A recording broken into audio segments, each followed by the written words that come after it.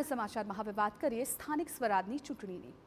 તો ઉમરેઠ વિધાનસભા બેઠક પરથી પેટા ચૂંટણી માટે ભાજપે ઉમેદવારનું નામ કર્યું છે જાહેર। ગોવિંદ પરમારના પુત્ર હર્ષદ પરમારને ટિકિટ મળી છે। ગોવિંદ પરમારનું મૃત્યુ થતા બેઠક ખાલી પડી છે। 23 એપ્રિલે થવાનું છે મતદાન। 6 એપ્રિલે ઉમેદવારી પત્ર ભરી શકાશે। 4 મેના રોજ જાહેર થશે પરિણામ। ગોવિંદભાઈ પરમારને જે ગઈ વખતે 26,000 કરતાં વધારે લીડ મળી હતી એના કરતાં પણ વધારે લીડથી આગામી ચૂંટણીમાં ઉમરેઠની પ્રજાનું જનસમર્થન ભારતીય જનતા પાર્ટીને મળશે।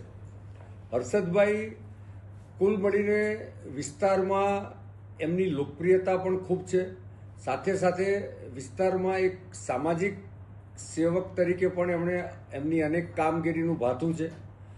સ્વ ગોવિંદભાઈ પિતાશ્રી સાથે પણ રાજકીય પ્રવૃત્તિમાં એ જોડાયેલા હતા અને અનેક રાજકીય કામગીરીમાં એમણે પોતાનું જીવન સમર્પિત કર્યું છે। તો મહત્વપૂર્ણ છે કે ગોવિંદ પરમારનું મૃત્યુ થતાં એ બેઠક ખાલી પડી હતી અને હવે તેમના પુત્રને ઉમેદવાર બનાવવામાં આવશે। મહત્વપૂર્ણ છે કે ફોર્મ ભરવાની તારીખ પણ નક્કી થઈ ગઈ છે। પેટા ચૂંટણી માટે ભાજપે ઉમેદવારનું નામ છે જાહેર કરી દીધું છે।